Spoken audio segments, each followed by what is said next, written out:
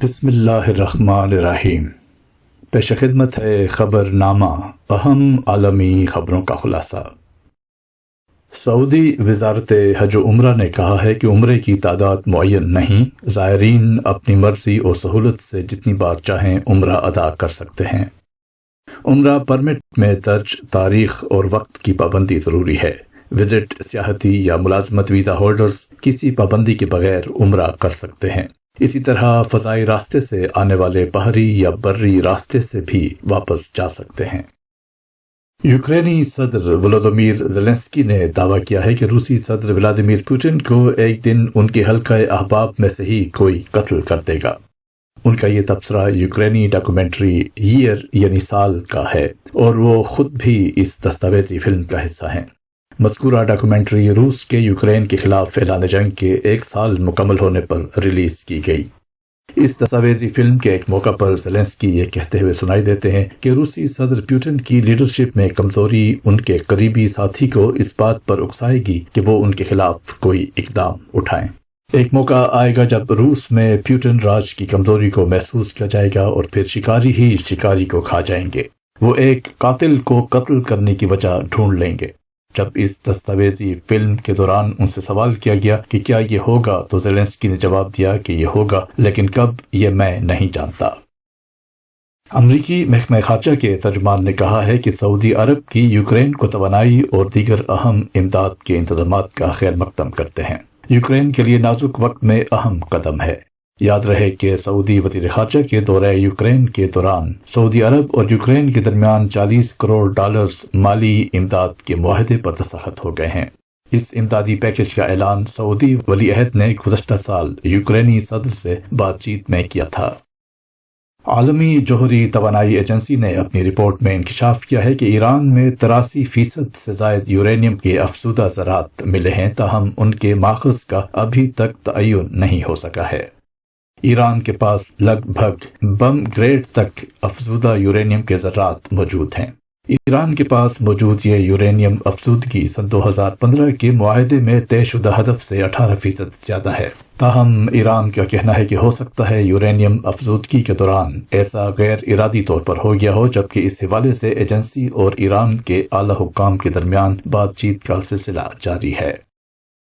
Belarus حکومت مخالف کارکنوں نے 2 ڈرونز کے ذریعہ روس کے ایک جاسوس طیارے کو بیلاروس میں قائم روسی ایئر بیس پر تباہ کر دیا۔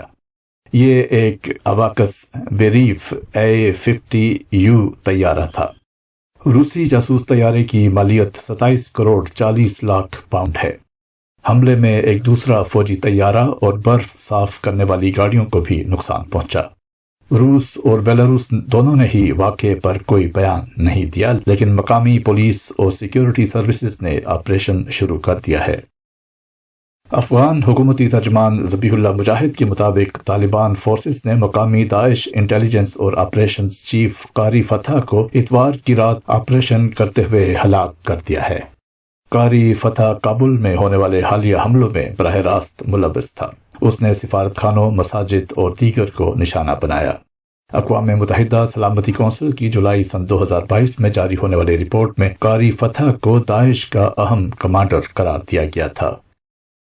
چینی اخبار کی رپورٹ کے مطابق چین سیکیورٹی چیلنجز سے نمٹنے کے لیے نئے بین الاقوامی پلیٹ فارمز تیار کرنے کا ارادہ رکھتا ہے۔ چین نے اگلے 5 سال میں ترقی پذیر ممالک کے 5000 فوجیوں کو تربیت دینے کا اعلان کیا ہے۔ بیجنگ چاہتا ہے کہ انسداد دہشت گردی، سائبر سیکیورٹی، بائیو سیکیورٹی اور جدید ٹیکنالوجیز کے سیکیورٹی مسائل بین الاقوامی تعاون کی مدد سے حل کیے جائیں اور ان بین الاقوامی پلیٹ فارمز کو غیر روایتی سیکیورٹی میں گورننس کی بہتری کے لیے استعمال کیا جائے۔ چین نے اکتوبر سن 2022 میں برطانوی رائل ایئر فورس کے 30 سابق پائلٹس کو بھی بھرتی کیا تھا تاکہ مغربی ممالک کے لڑاکا طیاروں اور ہیلی کاپٹرز پر سبقت لی جا سکے۔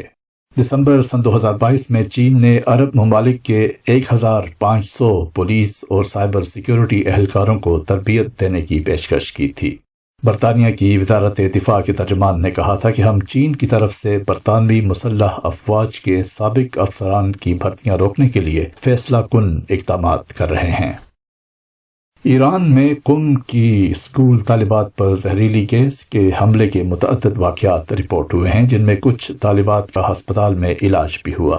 ایران کے نائب وزیر صحت یونس پناہی کا کہنا ہے کہ بعض لوگ قم شہر میں اسکول جانے والی بچیوں پر زہریلی گیس سے حملہ کر رہے ہیں تاکہ انہیں تعلیم سے روکا جا سکے۔ جان بوجھ کر گیس حملے کیے جا رہے ہیں تاکہ لڑکیوں کے اسکول بند کروائے جائیں۔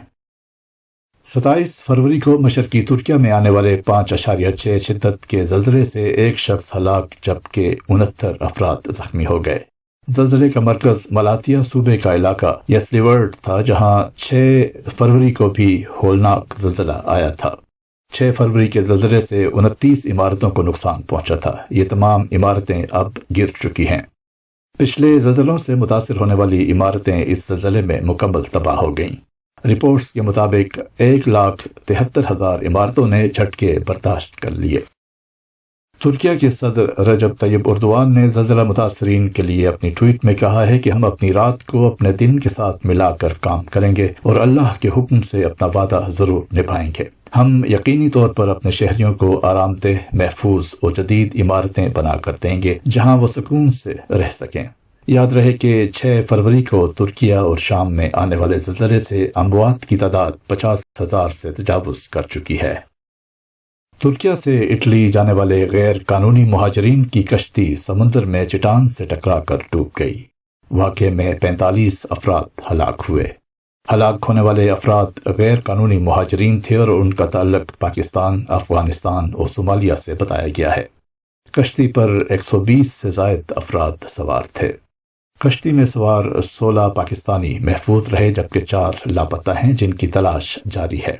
کشتی حادثے میں بلوچستان سے تعلق رکھنے والی قومی ویمن ہاکی اور فٹ بال پلیئر شاہدہ رضا بھی جاں بحق ہوئیں۔ وہ قومی ویمن ہاکی ٹیم کے ہمراہ کئی انٹرنیشنل میچز کھیل چکی تھیں۔ دوسری جانب لیبیا کے شہر بنغازی کے قریب بھی کشتی کو حادثہ پیش آیا ہے۔ کشتیوں میں سوار افراد غیر قانونی طور پر اٹلی جا رہے تھے۔ یونان میں مسافر اور مال بردار ٹرین کی ٹکر کے نتیجے میں 32 افراد ہلاک اور 85 زخمی ہو گئے۔ حادثے کے باعث 3 بوگیوں کو آگ لگ گئی جبکہ کئی بوگیاں پٹری سے بھی اتر گئیں۔ مسافر ٹرین میں 350 افراد سوار تھے جبکہ حکام کا کہنا ہے کہ حادثے کی وجہ فوری طور پر سامنے نہیں آئی ہے۔ حادثے کے بعد ہلاکتوں میں اضافے کا خدشہ ظاہر کیا گیا ہے۔ جنوبی افریقہ تباہی کے دہانے پر پہنچ گیا۔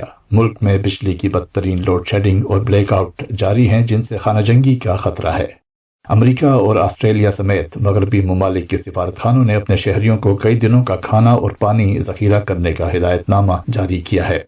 یاد رہے کہ جنوبی افریقہ کے صدر سرل رامافوسا نے بجلی کی بدترین قلت کے رد عمل میں 9 فروری کو قومی سطح پر تباہ حالی کا اعلان کیا تھا۔ حکام کا کہنا ہے کہ پاور گرڈ کو بند کر کے دوبارہ چلانے میں 6 سے 14 دن لگیں گے۔ برطانوی پارلیمنٹ کی پہلی خاتون سپیکر بیٹی بوتھرائٹ 93 برس کی عمر میں انتقال کر گئیں۔ ان کے انتقال پر پارلیمنٹ کے موجودہ سپیکر لنزے ہوئل نے کہا کہ بیٹی بوتھرائٹ متاثر کن خاتون ہی نہیں، متاثر کن سیاستدان بھی تھیں۔ انہوں نے مزید کہا کہ بیٹی بوتھرائٹ کو دوست کہنے پر فخر محسوس کرتا ہوں۔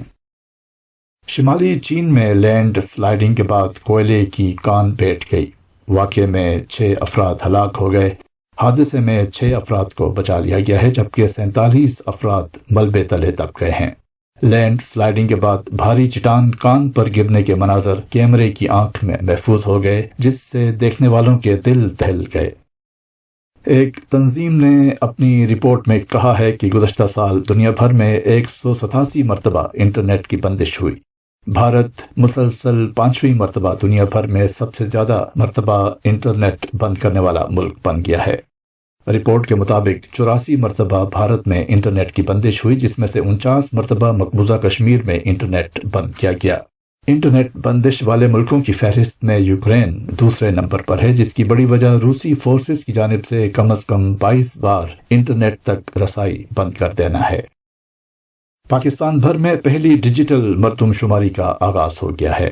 فیلڈ شمار کنندگان الیکٹرانک ڈیوائسز سے ڈیجیٹل طور پر ڈیٹا جمع کریں گے۔ اس مردم شماری نے پاکستان کے شہریوں کو خود شماری کی سہولت بھی دی ہے خود شماری پورٹل 3 مارچ سن 2023 تک دستیاب رہے گا۔ یہ مردم شماری اقتصادی مردم شماری کے لیے فریم ورک فراہم کرے گی۔ پالیسی سازی اور منصوبہ بندی کے لیے خانہ و مردم شماری اہم ہے۔ مردم شماری کا پہلا مرحلہ 1 سے 15 مارچ تک ہوگا۔ 1 سے 3 مارچ تک گھروں کی لسٹنگ، 4 سے 15 مارچ تک اندراج کیا جائے گا۔ مردم شماری کا دوسرا مرحلہ 16 مارچ سے 1 اپریل تک ہوگا۔ ہانگ کانگ ماسک پہننے کی پابندی ختم کرنے والا آخری ملک بن گیا۔ کورونا وائرس سے بچاؤ کے لیے ماسک پہننے کی پابندی 945 دن بعد ختم کر دی گئی۔ ملک کے رہنما جان لی نے پریس بریفنگ کے دوران کہا کہ شہریوں کو عوامی مقامات پر یا پبلک ٹرانسپورٹ میں ماسک پہننے کی ضرورت نہیں ہوگی۔ یہ فیصلہ ایسے وقت میں آیا جب حکومت سیاحوں اور غیر ملکی ملازمین کو دوبارہ اپنی جانب راغب کرنے کے منصوبے پر کام کر رہی ہے۔ یاد رہے کہ ہانگ کانگ میں 29 جولائی سن 2020 سے شہریوں کو تمام عوامی مقامات پر ماسک پہننے کی ہدایت کی گئی تھی۔ کینیڈا نے چین کی ویڈیو شیئرنگ ایپ ٹک ٹاک پر پابندی لگا دی ہے۔ حکومتی ترجمان نے کہا ہے کہ ٹک ٹاک ایپلیکیشن کے استعمال سے پرائیویسی اور سیکیورٹی کے لیے ناقابل قبول خطرات ہیں۔ یہ فیصلہ چیف انفارمیشن آفیسر کے جائزے کے بعد کیا گیا۔ دوسری جانب ٹک ٹاک ترجمان نے کینیڈا کے فیصلے پر مایوسی کا اظہار کیا ہے۔ یاد رہے کہ امریکہ میں وائٹ ہاؤس نے ٹک ٹاک پر پابندی کے نفاذ کے لیے وفاقی ایجنسیوں کو 30 دن کا وقت دے دیا ہے۔ اس سے قبل یورپی کمیشن بھی چین کی ویڈیو شیئرنگ ایپ ٹک ٹاک پر پابندی عائد کر چکا ہے۔ یہ تھا اہم عالمی خبروں کا خلاصہ۔ مطبوعہ الفضل انٹرنیشنل 3 مارچ سن 2023 صفحہ 24 طارق مرزا کی آواز میں۔